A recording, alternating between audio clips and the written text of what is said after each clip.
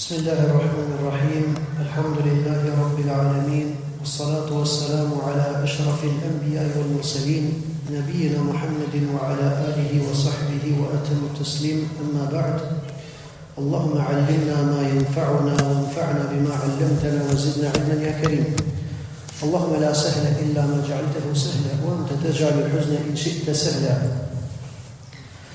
فلندرنا الله që na mësoi të jemi në këtë shtëpi për shpijave të Zotit, ku e lusë Allahun që ta bëjmë mezhlis, për atyre mezhliseve që na rrethojnë me lajket, na mbulon mëshira e Allahut dhe na përmend Allahu aty ku jemi, aty ku është ai pra me lajket dhe të çohemi prej këtij mezhlisi me gjunafe të falura.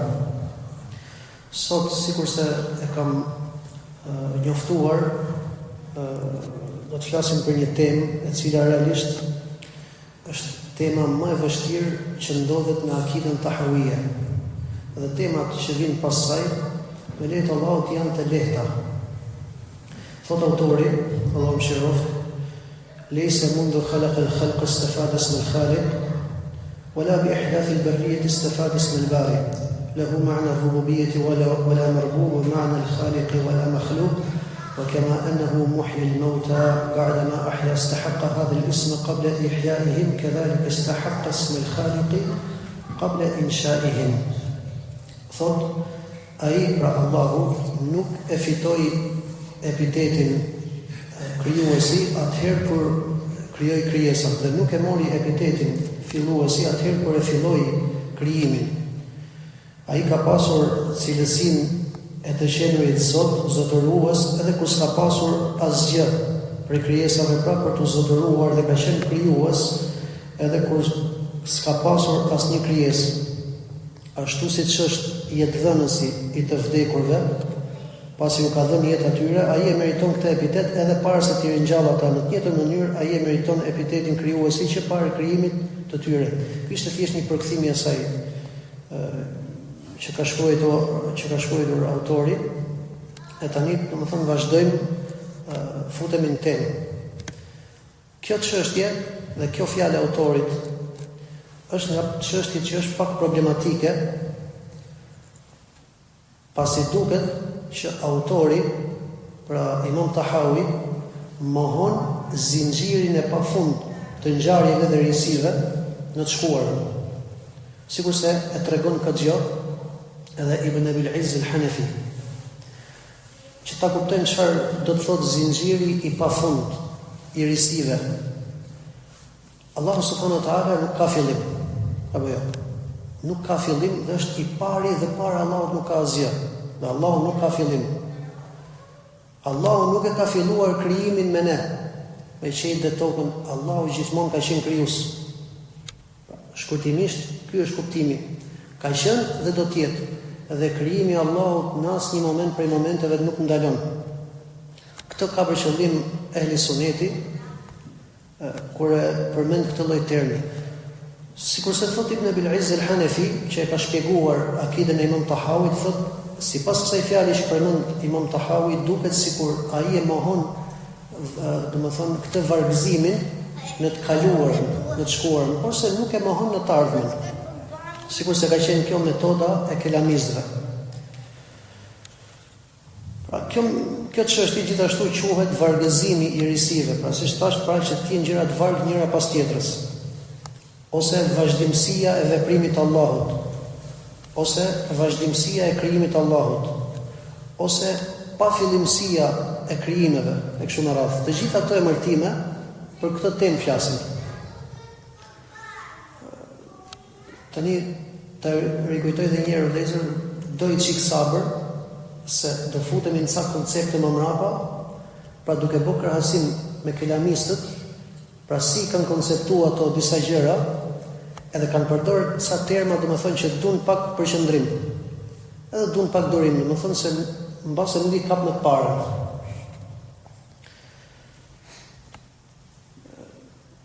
Ne të këtu do përmendim vetëm një përmbledhje, domethënë, po që inshallah kjo përmbledhja do jetë e mjaftueshme, nuk është se kam mbledh këtu çdo detaj të këtij diskutimi. Ama kjo që do përmendim me lehtë Allahut do jetë e mjaftueshme. Para se të futemi në temë, janë 9 pika parathënie që me lejet Zotit e lehtësojnë kuptimin, kur të futemi te kuptimi, domethënë, i kësaj teme. Pika e parë e kësaj parathënie është që Allahu është i pari, i cili nuk ka fillim. Allahu gjithmonë ka ekzistuar dhe nuk ka Allahu një moment që ka filluar, domethënë të jetë në ekzistencë. Jo, gjithmonë ka ekzistuar dhe nuk ka fillim. Dhe kjo është domethënë për shkak të përsosmërisë së Allahut. Se Allahu është ai i cili cilësohet me përsosmërinë absolute. E duhet kemi parasysh, përsosmëria e Allahut ka kapur kulmin e përsosmërisë dhe nuk ka përsosmëri tjetër pas përsosmërisë së Allahut. Allahu është i plot dhe i përsosur në çdo aspekt. Çdo kohë që ti mendon mund të shkojnë mendje nëse kthehesh në të shkuarën, dije që Allahu ka qenë para saj deri në pafundësi. Kuptimi i kësaj ka rëndësinë e vet sepse shumë, më thënë, për atyre që u ngatruan në këtë temë, patën, më thënë, keq kuptim në faktin, në këtë cilësi të Allahut, se Allah është i pari, i cili nuk ka fillim. Sikur se do të vim, inshallah. E thamë që Allahu ka përsosmërinë absolute, dhe kjo është pika dytë. Dhe kjo çështje, një prej bazave të kësaj çështje është ta pohojmë, domethënë, edhe që e vërtetojmë që Allahu ka përsosmërinë absolute. Nuk ka përsosmëri më të lartë pas përsosmërisë së Allahut subhanahu wa taala në emrat, në veten e Allahut, emrat, cilësitë dhe veprimet e Allahut. Pra në çdo aspekt. Pika e tretë, përsosmëria e Allahut të lartësuar është e përhershme. Nuk ka ndonjë fillim dhe nuk ka mbarim. Pra nuk mund të themi ne që një moment prej momenteve Allahu nuk ka qenë i plot apo nuk ka qenë i përsosur dhe më pas është përsos. Kjo nuk lejohet. Allahu qenë pa fundësi, qenë pa fillimsi. Ka qenë i përsosur në çdo aspekt, në emrat, pra në veten e tij, emrat, cilësitë dhe veprimet e tij. Subhanahu wa ta'ala. Pika e katërt, Allahu gjithmonë ka qenë dhe gjithmonë do të vazhdojë të jetë i emëruar dhe i cilësuar me emrat dhe cilësitë e tij të përsosura. Pra, emrat dhe cilësitë e veta Allahu i ka pas gjithmonë. Gjithmonë. Nuk ka pas një moment prej momenteve që e ka, domethënë nuk e ka pas një emër, pastaj është emërtuar me atë emër dhe cilësuar me atë lloj cilësie. Jo, cilësitë e Allahut, dhënësi i jetës, marrësi i jetës, krijuesi, e kështu me të gjitha pra kanë qenë pjesë e pandarë e Allahut subhanahu wa ta'ala. Edhe kështu do të vazhdojnë, domethënë, deri në pafundësi. Pika e 5. Allahu ka emra dhe cilësi. Allahu ka emra dhe cilësi. Dhe përsosmëria e këtyre emrave dhe këtyre cilësive, kur arrihet që është përsosmëri absolute, arrihet në moment që ky emër dhe kjo cilësi e ka një ndikim në realitet. Pra, themi Allahu është krijuesi, shembulli i kësaj. Allahu është krijuesi. Padyshim që përsosmëria është në moment që ka krijesa. Sepse përveç se Allahu cilësohet me këtë cilësi, ama kjo cilësi Allahut e ka dhe një realitet, më thonë, gjendja e krijesave. Edhe nëse dikush thot një emër për Allahun apo një cilësi për Allahun, e cila nuk ka asnjë efekt te krijesat, ajo është shmangësi. Edhe nuk lejohet që ta cilësojmë Allahun me këtë gjë. Apo jo, themi që Allahu e ka një emër dhe një cilësi, më pas nuk ka bëj gjë as me atë emër dhe as me atë cilësi. Çfarë kuptimi ka? Pra Allahu është i pastër për kësaj, dhe Allahu është i përsosur, dhe përsosmëria arrihet në moment që këto emra dhe këto cilësi e kanë një ndikim, domethënë, te krijesat.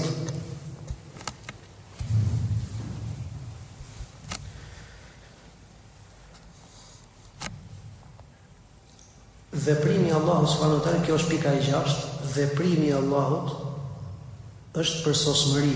Në vetvete veprimi i Allahut është përsosmëri.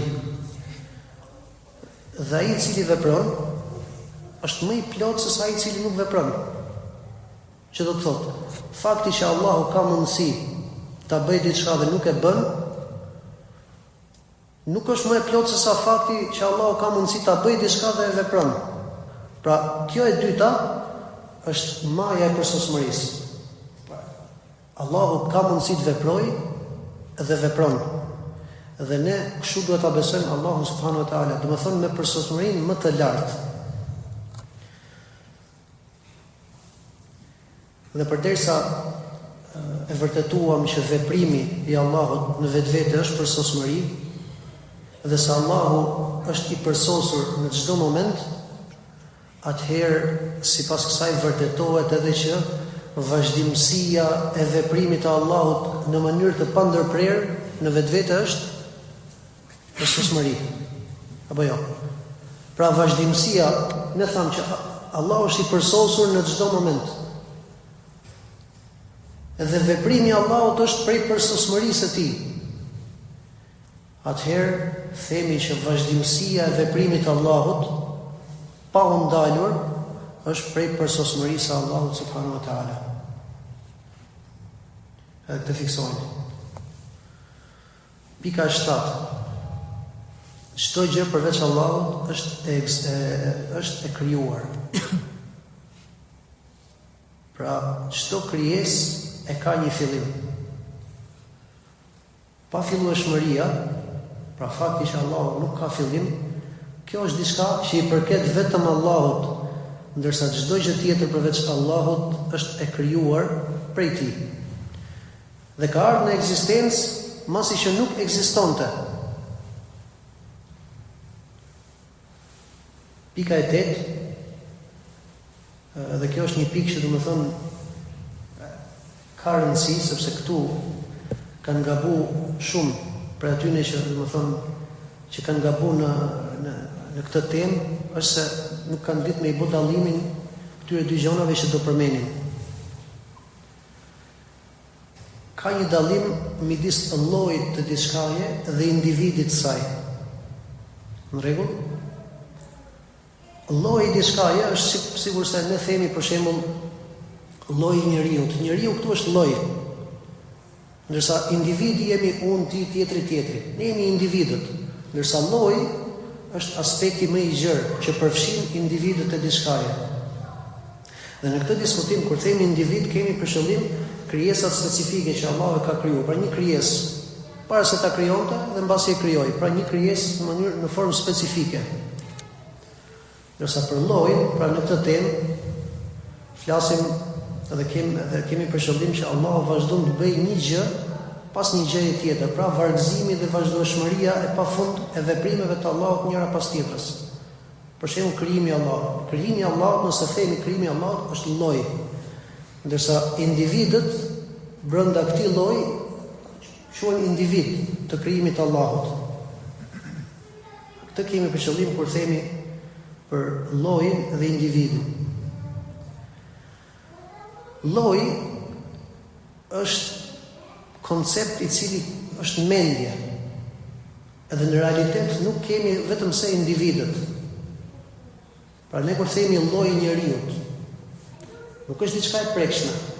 Ama në moment që themi unë, ti, tjetri, filani, fisteku, këto janë prekshme, këto janë real. Ndërsa lloji është një koncept që është në mendje, domethënë. E pika e 9 dhe e fundit e kësaj parathënie është se ne nuk dim dhe nuk kemi dituri rreth krijimit të Allahut vetëm se pak. Allahu thot: "Wa yakhluqu ma la ta'lamun." Pra Allahu ka krijuar pafund, në pafundësi. Dhe ne nuk dim vetëm se pak. Që thot Allahu, dhe Allahu krijon atë që ju nuk e dini.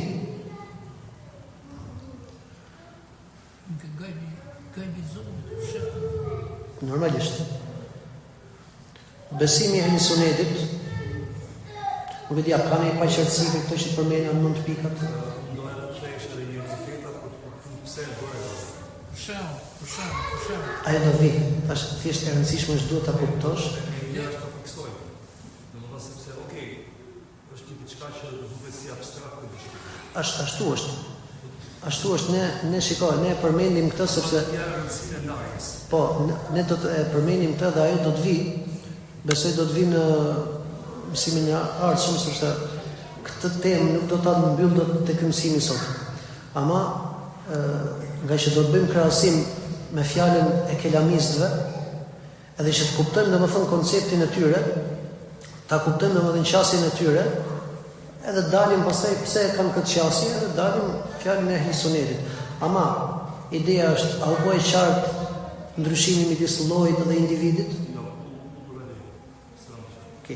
Kur themi lloj, krijimi i Allahut është një lloj, është një koncept i madh, i gjerë.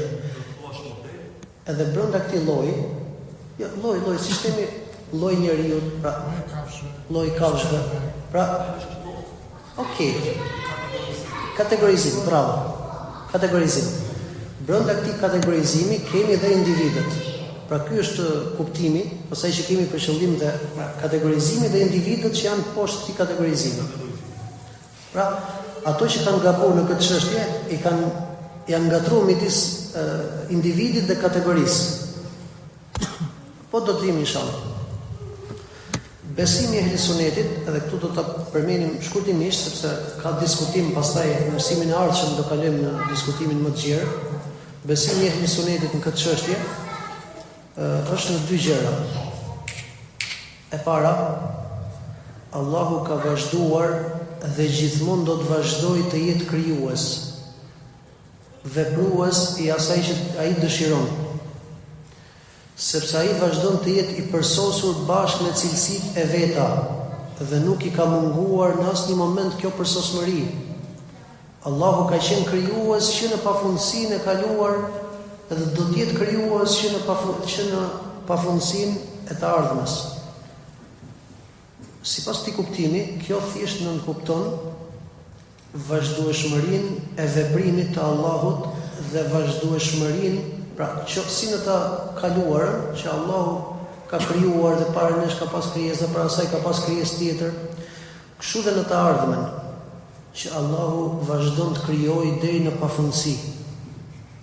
E dyta, Allahu krijon pafund. Sigur se do të krijojë në xhenet e kështu me radhë. Në univers shfaqen gjëra nga hiç gjëja që formohen në soi kurën kumbullës dhe jo. Po, krijimet e Allahut. E dyta, pra besimi i Ehlisunetit, pra që po e përmbledhim në këto dy pika, është që Allahu i lartësuar është i vetmi i cili cilësohet me cilësinë e pafillimit. Pra që Allah është i pari që nuk ka fillim. Ndërsa çdo gjë tjetër përveç Allahut është i krijuar prej tij dhe ka një fillim. Pra fakti se Allahu ka krijuar një gjë, pastaj një gjë tjetër e kështu me radhë deri në pafundësi, kjo vetëm këtë nuk kupton zinxhirin e krijimit deri në pafundësi. Dhe Ehlisuneti kështu besojnë që kjo vazhdimësi në krijim dhe veprim nuk nënkupton më shumë se sa vargëzimin e krijesave, njëra pas tjetrës. Vjen një krijesë, pastaj Allahu bën një krijesë tjetër, pastaj një tjetër, apo një krijesë pastaj para saj ka gjë kështu me radhë deri në pafundësi. Dhe nuk do të thotë se ka ndonjë krijesë që e shoqëron Allahun në cilësinë e Allahut se ai është pa fillim. Pra kjo nuk lejohet më fal. Dhe kjo është kufër dhe shirk. Të besosh që ka ndonjë krijesë që ka qenë në pafundësi bashkë me Allahun. Allahu ka kriju, nuk ka dyshim. Allahu ka kriju, ama të gjitha krijesat e kanë një fillim. Ndërsa Allahu nuk ka fillim. Ka ekzistuar gjithmonë. Pra dhe të besohet e kundërta që ka ndonjë krijesë që e shoqëron Allahu në këtë cilësi, pra që nuk ka fillim, kjo është shirk dhe kjo është kufër, dhe nuk lejohet thuhet kjo fjalë. Filozofët kanë këtë mendim që bota pra është e pakrijuar. Këtë e thënë filozofët. Edhe kanë mendim pra që bota është e pakrijuar dhe nuk ka fillim. Pra ka qenë gjithmonë, apo një pjesë e saj, sikurse janë yjet, shpirtrat e kështu me radhë. I pari që e ka pretenduar këtë lloj pretendimi është Aristoteli. Edhe kanë pasur pastaj shumë filozofë të tjerë. E nuk ka dyshim që ky mendim dhe mendimi e Ahlisunetit janë si nata me ditën, pra nuk kanë lidhje me njëri tjetrin. Edhe si ndryshimi i të vërtetës, që është Ahlisuneti, e të kotës, që është fjala e filozofëve. Çfarë nënkupton pra ky vargëzim? Çfarë do të thotë? Edhe si janë nda njerëzit, domethënë, mendim për këtë lloj vargëzimi. Vargëzimi nga ana gjuhësore do të thotë ndërlidhja e disa gjërave me njëra tjetrën, pa pas ndonjë domethënë përfundim të caktuar. Pra kjo ndërlidhje mund të jetë deri në pafundësi. Dhe nuk ka ndonjë kufi se ku arrin kjo ndërlidhje. E kanë diskutuar kush mund të jetë qëllimi me këtë vargëzim apo me këtë ndërlidhje. Dhe kanë thënë për shembull, nëse është për qëllim, kjo nuk është fjala e Ahlisunetit, kjo është fjala e filozofëve. Po edhe këtë fjalë nuk e kanë pranuar, ose kanë hedhur poshtë, domethënë, vetë me argumentin e logjikës. Nëse themi që ky vargëzim është njësoj si me krijuesin dhe krijesën, ato kanë përdorur një term tjetër, por ky është qëllimi.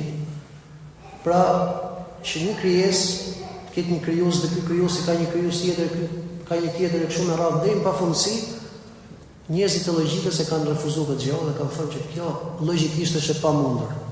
Dhe normalisht është e pamundur se vetë veprimi pastaj vjen një moment që vepruesi, domethënë, nuk do të gjendet më një krijues për këtë të krijuamin. Pra do vi momente i bie edhe veprimi me këtë lloj logjike. S'po ndalim më shumë këtu se nuk është se thjesht e përmenda për me që është përmend.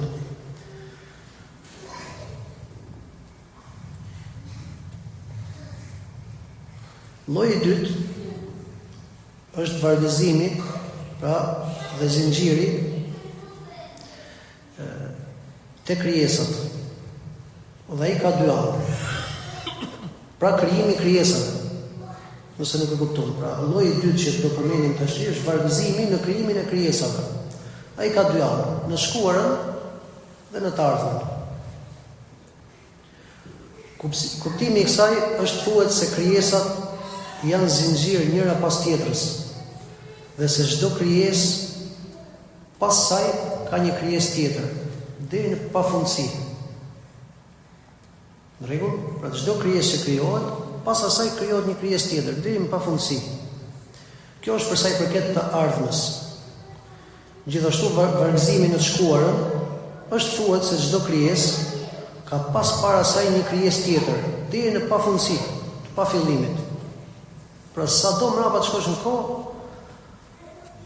deri që nuk ka fillim, domethënë në pafundësi. Çdo krijesë para vetes ka pas krijesa të tjera. Ky është kuptimi që kemi për qëllim kur themi për vargëzimin e krijesave në të ardhmen dhe në të shkuarën. Pra, këtë kemi për qëllim. Te ky lloj vargëzimi janë ndarë në tre mendime. Pra te ky lloj vargëzimi, domethënë te krijesat, janë ndarë në tre mendime. Mendimi i parë, edhe këtu do të përmendim vetëm dy pasi diskutimi ishte më i gjatë, edhe do na ngelet pastaj për javën që vjen, inshallah. Po, mendimi i parë është pohimi i zinxhirit pafund i krijesave në të shkuarën dhe në të ardhmen. Mohimi. i zinxhirit të pafund i krijesave, si në të shkuarën ashtu dhe në të ardhmen. Ky mendim, pra, ishte mendimi i Xehm ibn Safanit dhe Ebul Hudhejl el-Allaf dhe pasuesve të tyre. Pra këto, shkurtimisht, mohun që të ketë pafundësi të krijimit në të shkuar, sikurse mohojnë që do të ketë pafundësi të krijimit në të ardhmen. Për shkak të kësaj Xehmi doli me mendimin se xheneti dhe xhenemi një ditë ka për të zhduk. Dhe mohoi vargëzimin e krijesave në shkuarën dhe tha çdo gjë e ka një fillim. Çdo gjë e ka një fillim. Edhe si pasojë tha çdo gjë e ka një mbarim, e duke thonë pra që edhe xheneti dhe xhenemi, pra përderisa kanë fillim, do të zhduken një ditë. Dhe mendojnë që në të ardhmen do të shuhet çdo gjë. Jo vetëm xheneti dhe xhenemi, por mendojnë që do të shuhet çdo gjë. Dhe pastaj thot Allahu nuk do të ketë më mundësi thot për asgjë. Kështu thot Xehmi dhe ashtu Ebul Hudhejl el-Allaf. Dhe nuk do të veproj dhe nuk do të krijoj më asgjë thot.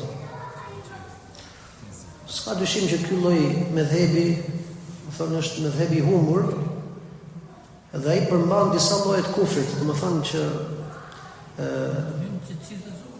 mohimi jo vetëm kjo, por domethënë ulja e vlerës e pozitës së Allahut subhanahu wa taala. Mendimi i dytë, ndërsa Ebul Hudhejl el-Allaf në pas të këtij mendimi, pra që vargëzimi, po themi, apo zinxhiri i pafund i risive është i pamundur, doli me mendimin, tha një fjalë domethënë, siç e kemi përmend nëse e mani mend, që xheneti dhe xhenemi nuk do të shuhet, ka thënë, apo do vijë moment që nuk kanë për të lëvizë më, banorët e xhenetit dhe xhenemit. Pra, do jetë xheneti dhe xhenemi, po nuk do të lëvizin më gjërat. Sikur se thot gjën tjetër që Allahu pastaj nuk do të bëjë më asgjë. Mendimi i dytë është vargëzimi në të kaluarën.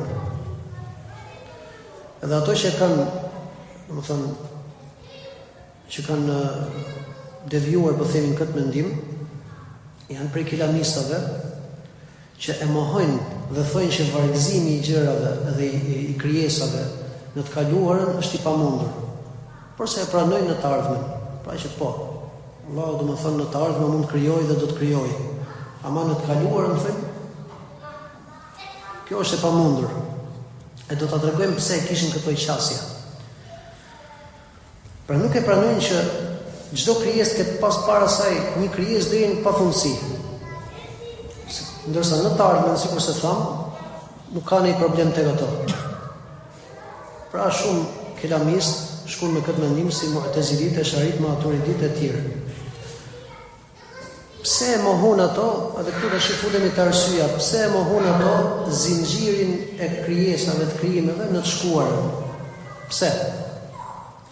Origjina e problemit tek ato është se ato e ndërtuan argumentimin e tyre, edhe këtu tani është pak, domethënë, kuptimi se janë disa terma që i kanë përdorur dhe vetë filozofët, domethënë.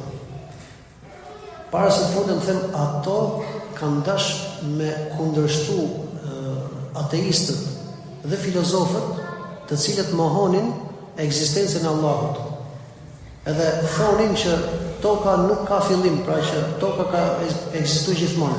Dhe keramistët, për ta hudhur poshtë pretendimin e ateistëve dhe të filozofëve, bën një diskutim me ato. Edhe përdorin një lloj argumentimi, edhe shkon pra në këtë lloj konkluzioni. Çfarë thonë ato? Filozofët thonë që bota ka qenë gjithmonë dhe nuk ka fillim. Mirë, po gjithashtu filozofët kanë një lloj koncepti që thonë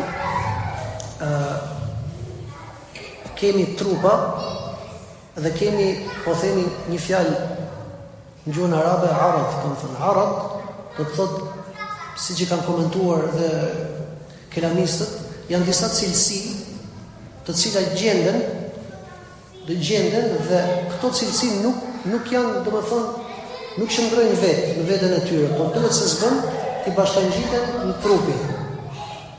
Pra këto cilësi sikur se janë lëvizja, ndjenjat, jeta e kështu me radhë. Tani vetë filozofët e pohojnë që këto cilësi, domethënë, e kanë të lloj besimi që këto cilësi janë të krijuara, ndërsa trupat jo, pra bota. Dhe çfarë kanë bërë kelamistët? Thanë, shikoj, po, ka disa cilësi që janë domethënë të krijuara, sikurse është lëvizja, qeshja, uria, jeta e kështu me radhë. Këto janë cilësi, pra që janë koncepte që ndodhen diku dhe që janë krijuar. Ndërsa trupat, po ecim si masiush, domethënë janë aty dhe përdoren një lloj logjike, thonë një gjë e krijuar, që janë këto cilësitë që janë në ajër, siç thonë ju, një gjë e krijuar, nëse i bashkangjitet një diçkaje, atëherë dhe kjo gjë është e krijuar, thonë. Pra përderisa ju thoni bota nuk ka fillim. Dhe ju i pohoni këto lloj konceptesh, domethënë jeta, lëvizja e kështu me radhë. Fakti që ju pastaj i bashkangjisni këto lloj cilësish me këtë botë trupore or me botën,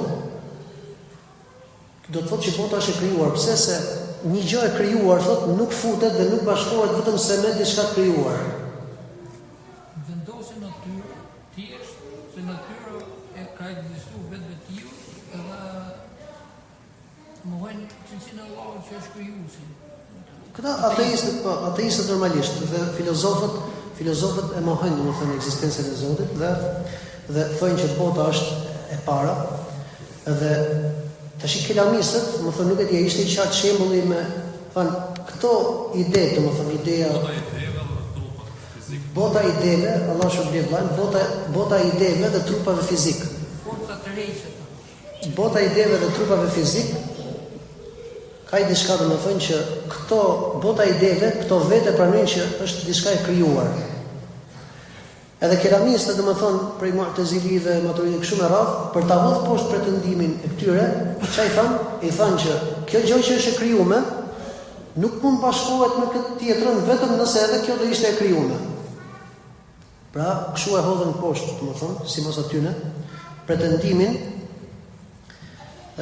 pretendimin se bota, domethënë, nuk ka fillim. Dhe sipas kësaj thanë, domethënë, përderisa edhe bota, pra sipas këtij argumentimi, përderisa edhe bota që ka krijuar, atëherë ka dhe një fillim.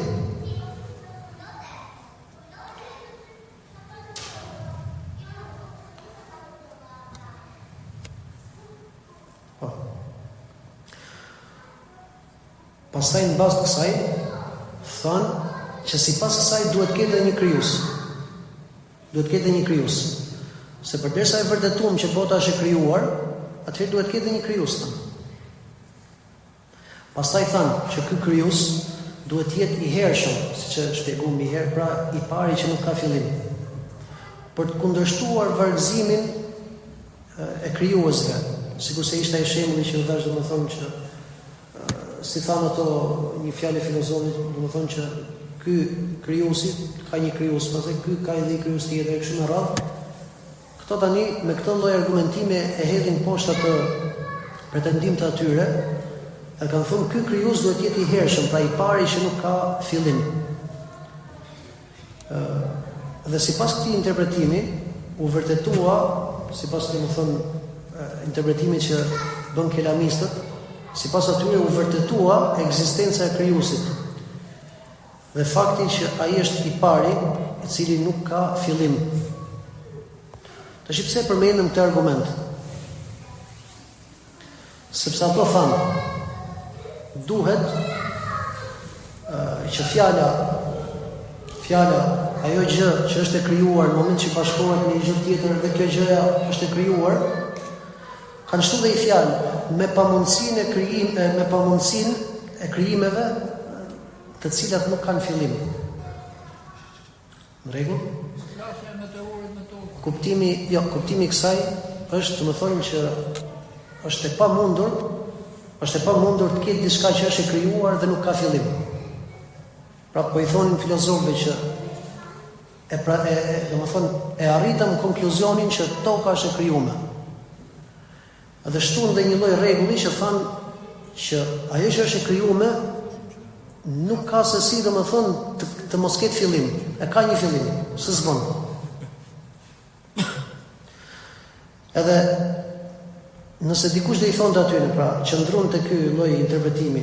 Nëse dikush do I thonte aty në thotë, po bota është e përbërë prej gjërave të krijuara, por se këto krijesa mund të jenë të vjetra dhe të ndërlidhura në zinxhir njëra pas tjetrës.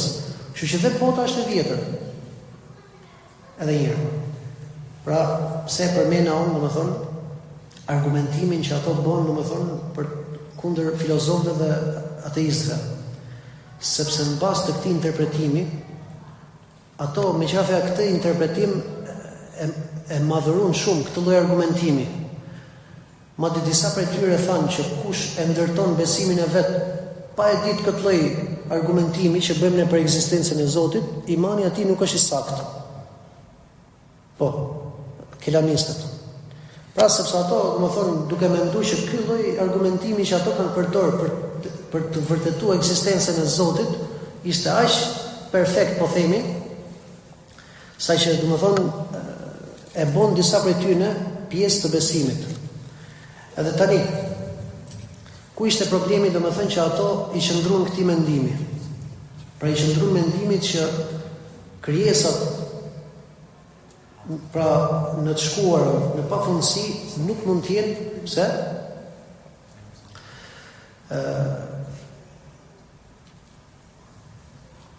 Sepse, nëse ato, më bëri Allah vlezër se më duket të kalova, po, ja, se po e mbyllim me letë Allahut.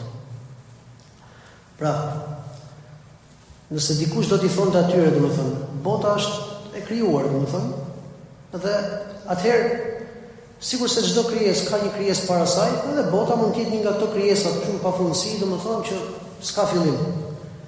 Pra, për ta hedhur poshtë këtë lloj interpretimi të ateistëve dhe të filozofëve, thanë jo. Pra, krijesat nuk është e pamundur që të ketë krijesa në të shkuarën pafundësisht.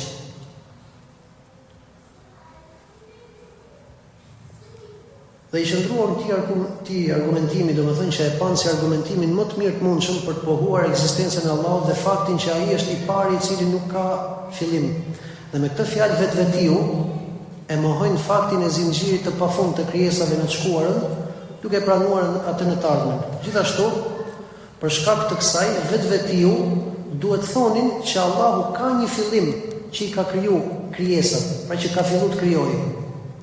Dhe që është e pamundur që Allahu të ketë krijuar gjithmonë. Pra, që ky lloj fjale mos binte ndesh me këtë lloj argumentimi që ato e bën kundra filozofëve. Edhe ishin të detyruar, po themi, të qëndronin kësaj fjale, sepse ato do pranonin pastaj që Allahu ka krijuar pafundësi herët, binte poshtë edhe diskutimi që ato kishin bërë me filozofët. Ka që vemi për sot vëllezër, edhe mësimin e ardhshëm inshallah do futemi në mendimin e ehli sunetit për këtë çështje, ku do të zgjerohemi pak me lehtë Allahut. Nëse ka një pyetje, me ndërhyrje. Nuk e di se pak një ndërhyrje do të shoh. Sa më së trium pak. Ata që kanë studiuar filozofinë e hershme ose metafizik. Pra kanë një çast të tillë që pra kufri tyne që qëndrojë vetëm te çështja e ndërlidhjes që kanë bërë me krijesat. Ata besojnë për shembull që bota vetë ka disa ligjësi që I ndërlidhen me tjetër. Që janë hak, si kur suneti Allahut tokë në mënyrë si ka kriju funksionimin, ligjet gravitacionale, ligjet të natyrës, janë të vërtetueshme edhe nga ana shqetësore, po edhe nga ana shkencore. Problemi nuk është se të mënyrë se sqarojnë këtë. Problemi është që ata mendojnë që edhe nëse ka një krijues, pra ata sistemuar të gjithë në gjithësi në mënyrë të tillë që të ndërveprojë vetë dhe nuk ndërhyjnë në të. Kjo pjesë, pra që si një formë sahab, që kur disë, sta kërëlla që krijuesi e ka kur disë, dhe tani e punon vetë, pa ndërhyrje e krijuesit. Edhe kjo dhe më thonë, futet të kufri e... Kryesisht, Eksponenti më kryesor i kësaj është metoni me fizikë, në principin e vet. Po. Praktikisht nuk mohon krijuesin, po e kufizon. Duke besuar të lloj gjëje, ose duke adhuruar më saktë zbulimin aty në procesin. Po, edhe kjo, domethënë, siç ta mfutet e kufri që po e ul atë pozitën e Allahut, domethënë. Jo, tek shëntetën kjo ka të bëjë me atë mënyrë si ndërlidhen krijimi. Po. Krijimi ndërlidhet me atë. Por nuk mohohet as pa fatësia, domethënë as ndërhyrja që bën krijuesi gjatë gjithë kohës. Po. Në hadithi pastaj ose hadithi ndodhia me Imam Ahmedin, në Beduinin që e pyet çfarë po Allahu në këtë moment. Ajo sërinë se historia dhe më tali. Allah shpëlbej. Subhanakallahumma wa bihamdika ashhadu an la ilaha illa anta astaghfiruka